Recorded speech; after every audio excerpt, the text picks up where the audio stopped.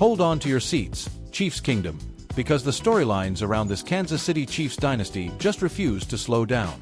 Every time you think you've wrapped your head around what this era already means, something else emerges that forces you to zoom out and say, wait a second, this might be bigger than football. And today, that something is Travis Kelce.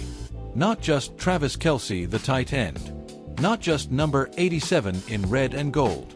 But Travis Kelce as a symbol of where this franchise has been, where it is, and where it might be headed next.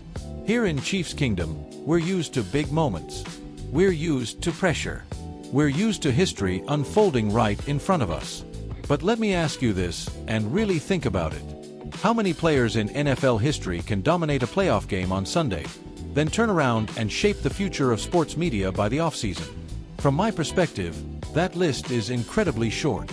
And Travis Kelce is firmly on it.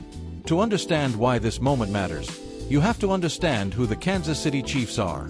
This isn't just another successful franchise riding a hot streak. This is a team with roots, scars, and legacy. A team that won its first Super Bowl after the 1969 season with Len Dawson at the helm, then waited 50 long years before climbing back to the mountaintop. Decades of near misses. Decades of heartbreak. Decades where Chiefs fans stayed loyal even when the league barely paid attention. And then everything changed. Under Andy Reid, the Chiefs didn't just start winning. They evolved. They modernized. They became the blueprint. Super Bowl titles in 2020, 2023, and 2024 didn't happen by accident. They happened because this organization committed to innovation, patience, and belief. Belief in a quarterback. Belief in a system. Belief that Kansas City could be the epicenter of football excellence. As someone who lives and breathes Chiefs football, I can tell you this with confidence. Patrick Mahomes didn't just elevate the Chiefs. He redefined what was possible. His decision-making, his creativity, his ability to improvise when the play breaks down, it's unlike anything we've seen. You can see flashes of Tom Brady's efficiency. You can see Brett Favre's fearless creativity. But Mahomes blends it all into something entirely his own. No-look passes aren't gimmicks. Off-platform throws aren't desperation.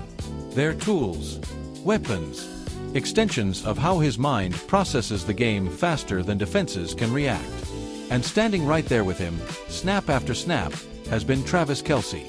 Kelce didn't just thrive in this offense. He helped shape it. He turned the tight end position into a weekly nightmare for defensive coordinators. Line him up inline, and he's too quick for linebackers. Put him in the slot, and safeties can't keep up.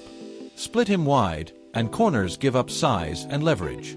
From my view, his greatest strength has never been raw athleticism alone. It's football IQ, spatial awareness, an almost telepathic connection with Mahomes that shows up when plays break down and chaos takes over. Now, let's talk reality, because this channel doesn't shy away from it. Travis Kelce is not 25 anymore. Some will point to his numbers this past season and say the decline has started. But context matters. He still hauled in 76 receptions for 851 yards. Defenses still roll coverage his way, especially in the red zone, that critical area inside the opponent's 20-yard line where games are won and lost. Even when he's not catching touchdowns at his peak rate, he's dictating coverage. And that, Chiefs fans need to understand, is value you don't always see on the stat sheet. But here's where the conversation shifts, and why this moment feels so significant. Kelce has not yet announced whether he'll return for the 2026 season. Speaking on his New Heights podcast, he made it clear he plans to inform the Chiefs before free agency heats up in March. That timing is crucial, because if Kelce does decide to step away from the field, the NFL doesn't just lose a player. It gains a media force. In my view, the buzz around his potential broadcasting future isn't smoke. It makes sense. Travis Kelce isn't just a former All-Pro. He's a communicator. He understands locker rooms. He understands modern fans. He understands entertainment. Multiple media insiders have floated the idea that he could command an 8-figure salary in television. And while that number gets attention, what matters more is why teams would pay it. Personality matters. Authenticity matters. And Kelce brings both. There's even been discussion about CBS as a possible landing spot, potentially stepping into a role vacated by Matt Ryan on NFL Today. And if you're wondering why that matters, here's the context. Fox has dominated pre-game show ratings for more than 30 years. 32 years. Networks don't shake things up unless they believe it can move the needle. From my perspective, adding someone like Kelce isn't just about football analysis. It's about cultural relevance.